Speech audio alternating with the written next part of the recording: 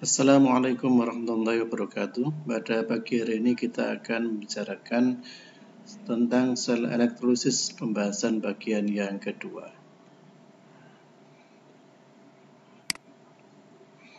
Baiklah, pada pembahasan bagian pertama kemarin, sel elektrolisis,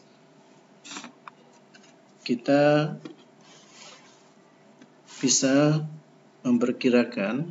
memprediksi zat apakah yang dihasilkan di anoda maupun di katoda. Dan pada bagian 2 ini kita akan melanjutkan seberapa banyak jumlah zat yang dihasilkan dalam proses elektrolisis. Perlu kita ketahui bersama beberapa penerapan elektrolisis dalam kehidupan keseharian yang ini cukup penting, sehingga persoalan yang kedua ini perlu untuk kita bicarakan, kita pelajari, yaitu sebesar berapakah jumlah zat yang dihasilkan di proses elektrolisis. Ada peristiwa atau fenomena sehari-hari, yaitu yang pertama tentang penyembuhan logam. Jadi kalau kita punya perhiasan imitasi, bisa saja dari logam besi disebut dengan tembaga, atau tembaga disebut dengan emas, dan lain-lainnya. Banyak sekali di pasar tradisional praktek-praktek penyembuhan logam itu dilaksanakan. Di dunia industri kita ada mengenal tentang industri electroplating. Nah, industri electroplating ini sebenarnya mirip dengan penyembuhan logam, tetapi lebih sudah menggunakan teknologi dan dilaksanakan secara besar jumlahnya. Kemudian yang tidak kalah penting lagi adalah produksi atau pembuatan logam murni dari logam-logam atau dari biji logam. Jadi ada pabrik pemurnian logam yang menghasilkan logam-logam murni. Kesemuanya ini melibatkan proses yaitu elektrolisis. Nah, sekarang kita akan membicarakan tentang jumlah zat yang dihasilkan pada elektrolisis. Jumlah zat yang dihasilkan pada elektrolisis dapat dihitung menggunakan dua cara atau dua pendekatan. Cara pertama yaitu menggunakan hukum Faraday. Ya, dinamakan hukum Faraday dikarenakan hukum ini mengambil nama penemunya yang meneliti tentang hubungan antara jumlah zat yang dihasilkan pada elektrolisis dengan variabel yang ada. Di mana yang pertama, massa zat yang dihasilkan pada proses elektrolisis itu sebanding dengan jumlah listrik yang digunakan. Sehingga jika suatu zat dengan berat tertentu, besarnya yang dihasilkan pada elektrolisis yang diendapkan adalah sebanding dengan AR-nya, kalau itu logam, dibagi dengan bilangan oksidasinya atau perubahan bilangan oksidasinya pada proses reduksi atau proses oksidasi dikalikan dengan jumlah listrik F Faraday di sini. Atau W sama dengan MR ini kalau berupa molekul atau biasanya gas seperti oksigen, hidrogen, dan lain-lain. Kemudian N ini adalah jumlah perubahan bilangan oksidasinya kalikan Faraday atau jumlah listrik. Atau kita menggunakan pengganti rumus Faraday ini dengan Q per 96500 ya. Jumlah muatan dibagi 96500 Coulomb. Atau karena Q itu sama dengan I kali T, maka rumus dari massa zat atau berat zat hasil elektrolisis itu sama dengan AR per perubahan pilok dikalikan I kalikan T dibagi 96500 atau MR-nya kalau gas. Jadi W adalah massa atau berat, N perubahan pilok, F Faraday, Q muatan, I kuat arus, T detik, AR massa atau relatif logam, dan MR massa molekul relatif suatu gas yang dihasilkan.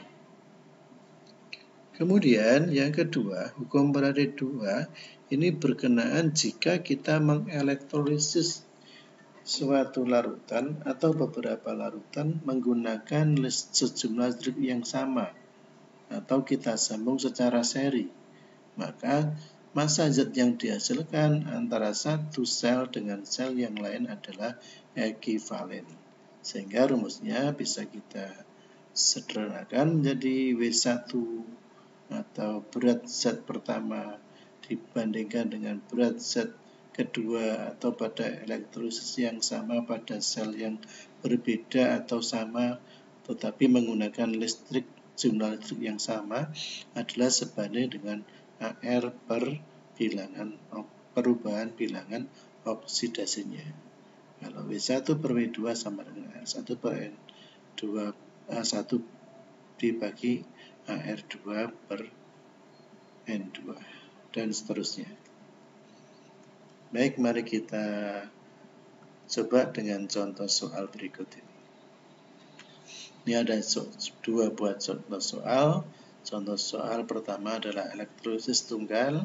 Contoh soal yang kedua adalah elektrolisis yang dilaksanakan secara seri atau menggunakan jumlah yang sama. Ya.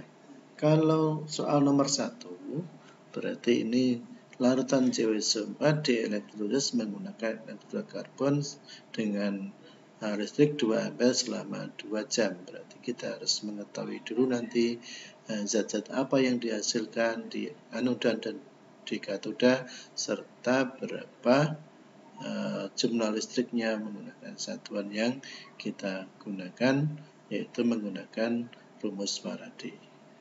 Kemudian yang kedua ini nanti kita akan selesaikan menggunakan hukum Faraday yang kedua.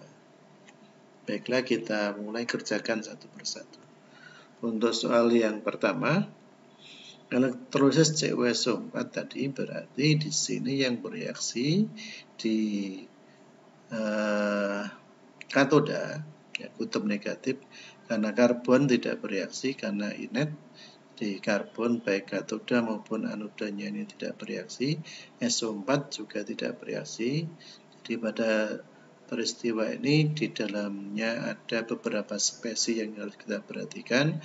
Ada CO2+, ada SO42- dan ada 2O, serta anoda dan katoda dari karbon. Di katoda yang bereaksi adalah CO2+ menjadi CO dengan menangkap 2 elektron. Kemudian di anoda, karena ion negatif yaitu SO42- tidak bereaksi, karena reaktif dengan air, maka air yang mengalami oksidasi menghasilkan oksigen dengan melepaskan 4 elektron, disertai dengan melepaskan ion H+ atau asam. Jadi dengan arus listrik 2 ampere, waktu 2 jam, berarti nanti kita akan mengetahui jumlah listriknya. Jika kita kalikan 2 kali 2 kali 3600. Kemudian tekanan 1 atm, suhu 25 Celcius. Ini kalau kita hitung menggunakan rumus PV energi, maka ini kita sebut dengan volume luar gas pada kondisi kamar atau 24,4 liter volumenya. Air CU sekian, air O sekian. Baik. Maka ketika ditanya apa zat yang dihasilkan di katoda dan anoda, massa endapan dan volume gas, maka kita bisa segera menjawabnya. Di anoda ada gas oksigen dan suasana asam, di katoda ada endapan CO. Kemudian untuk pertanyaan B, massa endapan yang dimaksud endapan di katoda adalah endapan CO, maka WCO menggunakan rumus Faraday, ArCO dibagi per bahan biloknya atau jumlah elektron yang ada pada reaksi ini, 2 elektron ya, dikalikan I kali T per 96500. Sehingga kita temukan jawabannya sama dengan 4,74 gram. Kemudian yang C, untuk menghitung volume gas menggunakan Faraday, kita tidak bisa langsung mencarinya, melainkan melalui mencari massa oksigen dulu, di mana massa oksigen sama dengan MR oksigen dibagi perubahan piloknya atau elektronnya dikalikan I kali T per 96.500. Sehingga berat oksigen adalah 32/4, 322 mR-nya.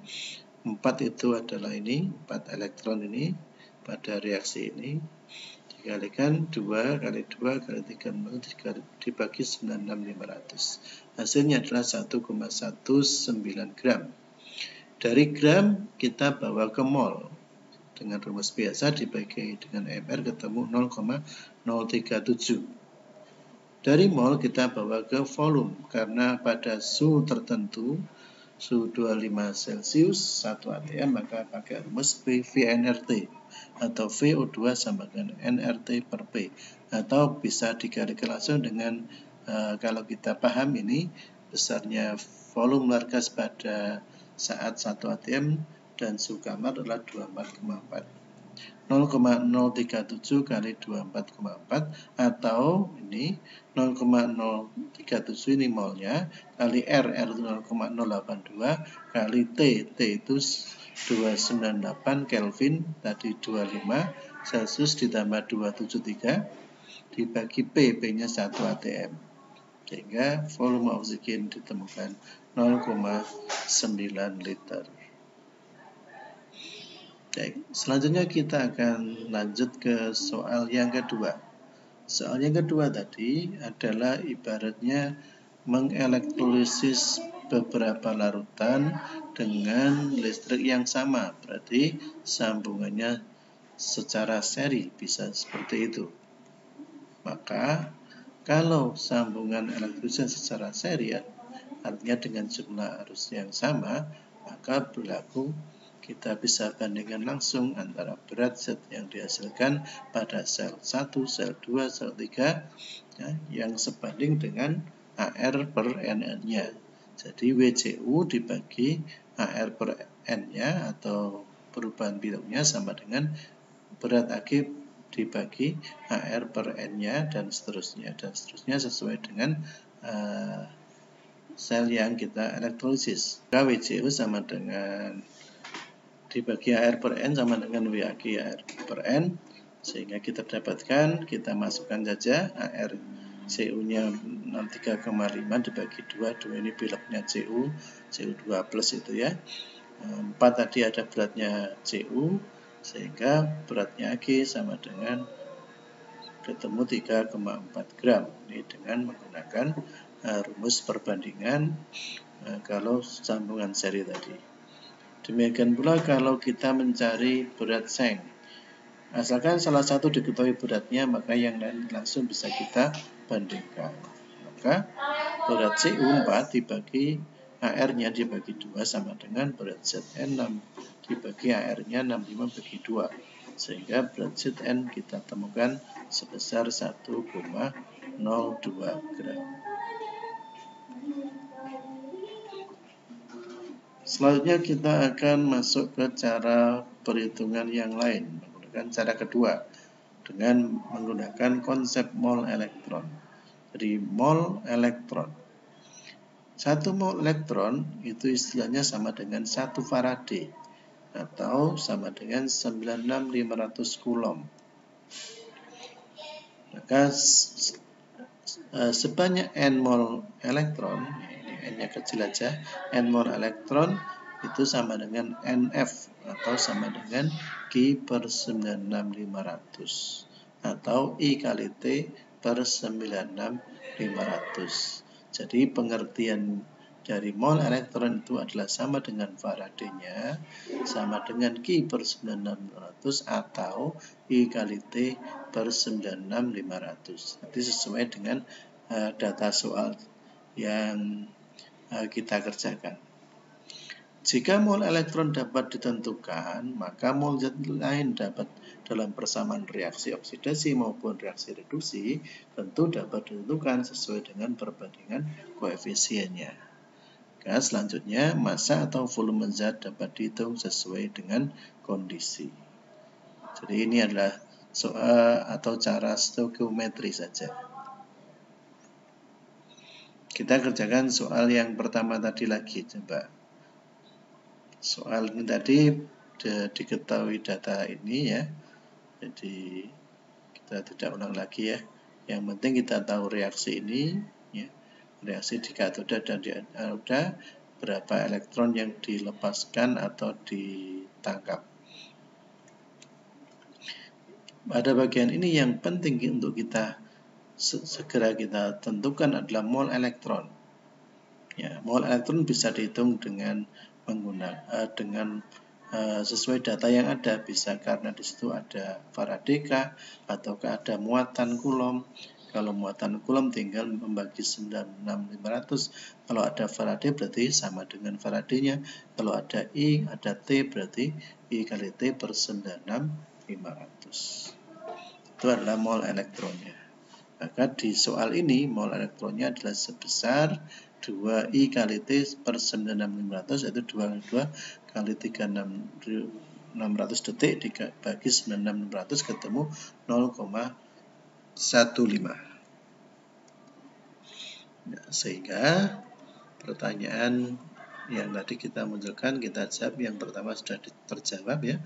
Di anoda ada oksigen dan asam, ya di anoda. Di katoda ada tembaga. Sekarang langsung ke B. Nah, endapan apakah kira-kira? Endapan dari reaksi ini tentu saja adalah Cu yang di katoda ya, adalah Cu, maka reaksinya kita munculkan reaksinya ini. Di sini mol Cu itu ya, mol Cu itu adalah setengah mol elektron. Nah, mol elektron tadi sebesar ini 0,15. Maka mol Cu adalah sama dengan setengah kali 0,15 sama dengan 0,075. Maka massa Cu tinggal mengalihkan AR-nya 63,5 ketemu 4,76 gram. Gampang kan? Tanpa kita menghafalkan rumus yang mana yang akan kita pakai. Sekarang yang ke C. Nah, yang C ditanya gas yang dimaksud adalah gas oksigen, tentunya di anoda. Maka reaksi di anoda kita munculkan. Di sini ada 4 elektron, elektronnya 4, oksigennya 1. Maka berarti mol oksigen ini adalah 1 bagi 4 dari mol elektron, 1/4 mol elektron. Mol elektron tadi 0,15, sehingga mol oksigen kita dapatkan 0,0375. Maka volume oksigen langsung kita masukkan rumus nRT per P sama dengan ini. Ya, ketemunya adalah 0,9 liter. Ya, begitu mudah kan? Mana yang lebih mudah?